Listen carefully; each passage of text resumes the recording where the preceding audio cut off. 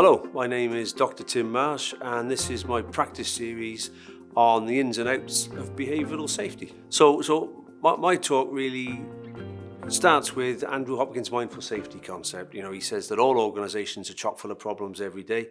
The best organisations proactively go out and try and understand what those problems are. The weaker organisations wait for the problems to find them.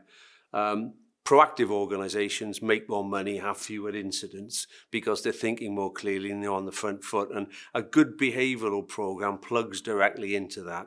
On the other hand, a bad behavioural programme, and there are 1,001 variations on a theme, but a bad behavioural programme just fills files with stuff that looks like you've got it covered but doesn't actually achieve anything.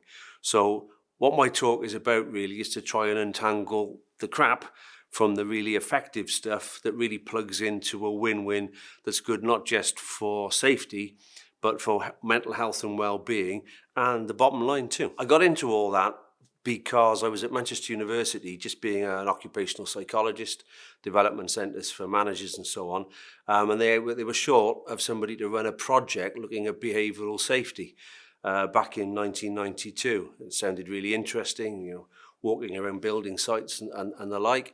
So I volunteered just for a month to hold the fort while they found a replacement for the guy who had left quickly, a guy called Dominic Cooper, a very big name in behavioural safety. So I took the baton from him. I had such a lot of fun in that first month, I stuck with it. Through my career now, it's just 30 years later, I've done a lot of projects that are good old-fashioned behavioural safety, a lot of projects that are human error risk management on a global level. So big oil and gas companies internationally, like Technip Oil and Gas, lots of very interesting clients. You know, you can imagine lots and lots of big companies, global and so on. But the interesting stuff are things like the RNLI or the National Theatre.